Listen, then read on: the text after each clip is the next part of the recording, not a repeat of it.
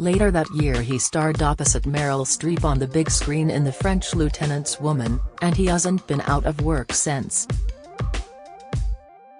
He is one of a handful of stars to achieve America's Triple Crown of acting, winning an Oscar for Reversal of Fortune with Glenn Close, an Emmy for TV period drama Elizabeth I with Helen Mirren, and a Tony for the Tom Stoppard play The Real Thing. Later he enjoyed huge success in the long-running TV series The Borgias and, more recently, has played opposite Lady Gaga in House of Gucci and starred as wartime British Prime Minister Neville Chamberlain in the Robert Harris adaptation Munich, The Edge of War. Yet away from the stage or screen, he shuns show business circles and is happiest, he declares, at Kilco Castle in County Cork, Southern Ireland, a 15th-century doorupper he bought a few years ago and has enjoyed renovating.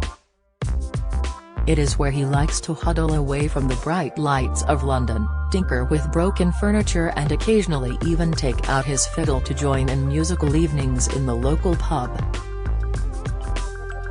He is so low-key in his private life, those around him can forget that he is, well, really rather famous.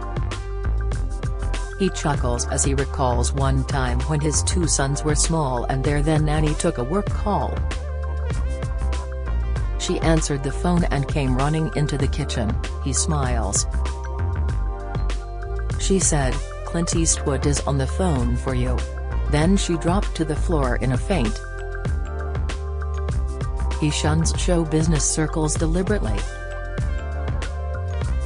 "I don't spend time with actors when I'm not working," he insists. Although he makes an exception for his actress wife Sinead Cusack and their son Max, 37, who followed in his parents' footsteps, unlike his elder brother Sam, 43, a successful photographer. Perhaps it is no surprise to learn Jeremy, 73, never planned to be an actor. The son of an accountant and a housewife, brought up in middle-class comfort in Cowes on the far-from-edgy Isle of Wight, he always wanted to be a vet.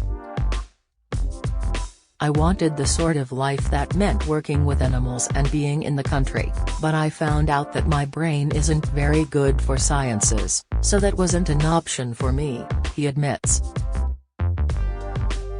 What his brain was good for, he discovered, was drama. Play reading classes were the only ones that interested him at Sherborne, the public school he attended, and when he left, the obvious next step for him was to take a quick jaunt across the West Country to Bristol Old Vic. "I wanted to be a gypsy. I wanted to travel around and stay outside of life and comment on it with a group of friends telling stories around the campfire," he says. "I wanted to be able to move outside the structure of life's society, which I'd been educated in and didn't like. I wanted to be a rogue and a vagabond, I was very romantic about it." What he found, when he left drama school, was a life of hard slog with more than a few knockbacks along the way. He is reputed to have spent a few months busking around the streets of Bristol before he began to land small parts in plays, which led to larger parts in plays. That included a stint in the 1970s with the Royal Shakespeare Company where, he recalls, "I might be rehearsing character A in the morning, doing a matinee as character B in the afternoon and playing character C in the evening. I think him incredibly privileged," he says today. "I work in a profession I love with some of the most wonderful people in any profession." Okay, actors aren't always the most wonderful community to be part of, but when it's working, and we have a situation where the director has got a mix right, and the crew are all doing their job, and we have actors who are all telling the right story, and the same story, by the way, and are all adding their knowledge of life to it, and all going in the same direction, then that is the most wonderful feeling in the world. It doesn't always happen. but when it does, it's like being part of a great orchestra playing a great piece of music. I get back from life 1000% more than I put into it, and I think him very lucky because there are very few people who can say that. He is quietly proud of the acting success of Max, currently starring in the tense TV miniseries Flowers in the Attic, while taking another starring role in the long-running television spy thriller series Condor. Has a wonderful actor, Jeremy says. Has much better than I was at the age he is, and has been since he started. He has difficulties at the moment because these big series like Condor, they keep you trapped. They sign you up for 5 series and it's very hard to find other work that can fit in because they're never sure when they're going to start. So has been hanging around for longer than he should, waiting to film the 3rd series. I keep telling him to do theater, but has very much his own man. Although he did say the other day that he'd love to make a film with me, so who knows. Ask Jeremy what advice he would give to young people wanting to enter the profession, and he looks grave.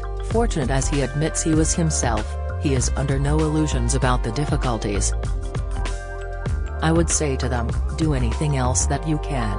If there's anything else that you're good at, do it. If you have to act, act with amateur dramatics.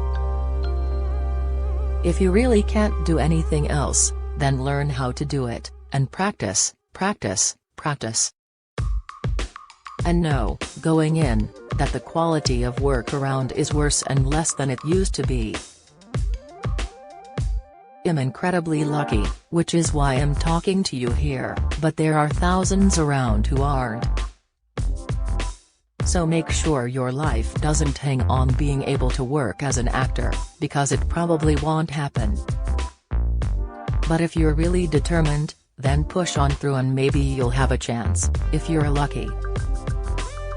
Even if a young thespian does make it professionally, he adds, they should prepare themselves for a rough ride. It's a very tough life for actors, certainly on their personalities. You have to put up with constant rejection.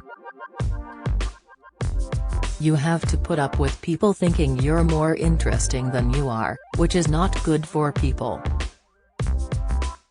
And above all, don't do it because you want to be famous, which is what so many kids now seem to be doing in this world which we've created. Really, don't do it for that reason because fame, apart from getting the odd table at a restaurant, is not what it is cracked up to be. True to his early veterinary ambitions, he remains an enthusiastic animal lover. His pet Smudge, a rescue from Battersea Dogs Home, goes everywhere with him, including the red carpet. Animals tend to make me happier, he says. I have very happy times when I'm with my dog and my horse. Then he smiles, thinking of Sinead, the beautiful blonde to whom he has been married for nearly 45 years. He rarely talks about their relationship, but right now just cannot resist making a Small Irons-style joke, adding, and with my wife, too. Believe it or not, she comes pretty close to my horse and my dog.